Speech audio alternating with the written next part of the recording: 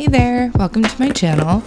My name's Momo, and today I am going to be showing you some things that I bought, honestly, forever ago from Sweetie Nail Supply, which is a Korean, it's a Canadian retailer that sells a lot of Korean products. So I'm going to let you watch this unboxing first, and then I'm going to show you some nails that I created with some of the products that I ordered. So please enjoy. I'll be back in a little bit.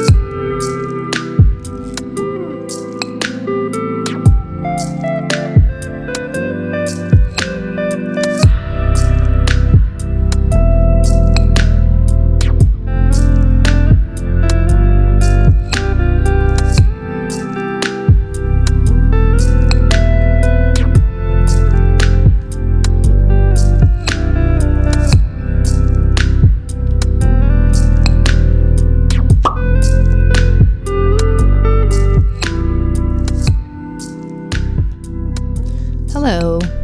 So as promised, I'm back to show you some nails that I created with the D-Gel set. I didn't get a chance to use the Vala set, the Chew It gels, although I have used those just playing around with them, and I think in a press-on set before. Also, I'd like to introduce you to the top of my head, which will be making itself known throughout this video. I'm sorry about that. I do have a new camera. I recently received, kind of a long story, but I happened upon a new camera, and it's been definitely a learning curve trying to figure out how to use it and what lens is appropriate. And at present, I have to have it really, really high above my head, and so it makes it a lot easier for my curly bangs to make an entrance into the frame. So sorry about that, still figuring it out. Anyway, I'm using the first pink that you would have seen swatched from the D-Gel collection, and you can see how it's darker in the bottle than it is when it gets applied. It basically immediately changes color because of the warmth of my skin and my nails compared to how cold it is in my room now that it's winter. Anyway, here they are with 2 coats. I think this color stands alone. It's really beautiful. So the idea I had for this set was to try to create a color that matches the nails when they're warm. So to try and color match that. And it ended up being quite difficult. But the idea was going to be that I would paint the background of a bow in the color that the nails would be when they were warm. And then when they got cold, the bow would kind of start to pop out a little bit, whereas it would be a little more muted on the nails when the nails were warm. So kind of just like a little delightful surprise as the nails change colors. So in order to make a color, I pulled out the D-Gel painting gel set that I have and realized that there was a little bit of a neon undertone to the gel color that I chose, and really to the whole collection of these thermal polishes. So I ended up trying to make a neon, adding a little bit of white to try and balance it out because it's not purely neon. And I wasn't able to get that quite correct. There's my head again. So I added back this little mix that didn't have the neon element and tried to mix these two together. And, you know, it's close enough. That's what I'll say. I stepped away and realized it's not going to be perfect. I am not a color theory genius. I did the best I could. And that's that. And I will say that I think the camera picks up more contrast than the human eye does in real life, because it looked a little bit more similar in person than it looks on the camera. Anyway, it doesn't matter. The point is, we're doing some bow nails. This is, of course, very in right now, the coquettish trend in particular, which is not just bow nails, but also, you know, corset strings and frilly, fluffy, cute things. Obviously, it's been Valentine's Day, and I've actually have had, as of the time I'm doing this voiceover, I've had these nails on for about 2 weeks. So these were my Valentine's nails, if you can call them that. And yeah, I just wanted a cute bow design. Well, actually, I wouldn't even say that I was looking for a cute bow design, but a cute bow design found me in the form of these tips by Eriko Takai, I believe is her name. Takai, maybe. And I love her work. She makes really beautiful nails. And I followed her for a while.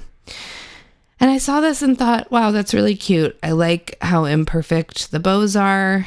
And also I really enjoyed how the color palette she used wasn't super feminine, which obviously I didn't replicate because these are very pink. But I just really liked it. I thought it was a nice little riff on the classic bow design that's been going around in so many different forms. So I decided to do these. And again, the idea is that the background of the bow will pretty much disappear when the nails are warm. And then as they get colder, it will pop out. But I'm still going to go ahead and put a little outline of the bow, that sort of messy little outline in black. And again, I really like designs that are a little bit imperfect. And you know what? It helps too, because then you don't have to be perfect. Although I will say that sometimes trying to create something that looks good and is imperfect is as hard or harder than trying to make something perfect, because, you know, it's hidden, but there's still an art form, of course, in things that appear messy. There's still definitely choices in the way you lay things down and the composition and all of that. So Anyway, so here I'm going in with the D-Gel gels and, sorry, the 1D gel, the black gel. I really like this gel. Specifically, the black one for detailed work is really nice. It doesn't move at all. And I will say, usually you'll see me indicate throughout videos that I'm flash curing, and I didn't have to do that much at all, either for the background of the bows or for these little black lines. So yeah, what that indicates is that the painting gels work as they should. They're not running around anywhere. You can go on to the next nail, and unless you're pretty clumsy and you might bump into something, you don't have to worry about the design melting, dripping, moving around, at least not in my experience. So that was really nice. And yeah, the idea here was just to create a simple bow and to add a couple of lines for each stroke, essentially a couple of different slightly messy lines, also varying in heaviness. So some of them are darker lines, some of them are lighter lines. You can see what I'm doing. It wasn't difficult, but it also, again, it's not necessarily easy to make something that is supposed to be a little bit messy, to make it look a little bit messy, but also nice. So you can decide if I did that successfully or not. You'll also see that eventually I was finding these to be a little bit plain for me, which is funny because there's like a little hand-painted bow on each nail. It's certainly not plain, but I decided to use a little bit of glitter. I'm trying to describe the glitter. I think it's a little bit holographic, but it's super fine and pretty sparse. It is from a Japanese nail brand. I'll have to look it up. I bought it a while ago. Anyway, I ended up using it around the center just to create a little bit of something else on the nail set. So you'll see that at the end, and I also don't show you myself putting on the top coat, but of course I top coated it as well.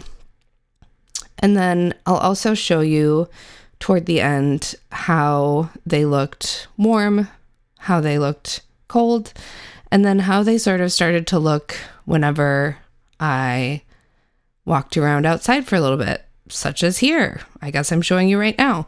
So you can see that there's sort of like a natural ombre that starts to happen. And that's something I really liked about this particular set of thermal gels, is that they're all just like typically a shade darker or lighter when they get warmer or colder. So it creates kind of a natural ombre instead of being two really different colors. Both are cool, but I liked that it was a little bit more subtle for a thermal gel. That they were, because pretty much all of the gels in this collection have that property. Anyway, there's my bangs again. I'll let you enjoy the last little bit of painting. Oh, and here we are. You can see how the nails look warm. I thought they were really cute. And you can see that the color blends a little bit better and then starts to pop out as they get cold, as you can see here. I dipped my 4 fingers into cold water. So anyway, thank you for being here. I hope to see you again soon, and have a great day. Bye.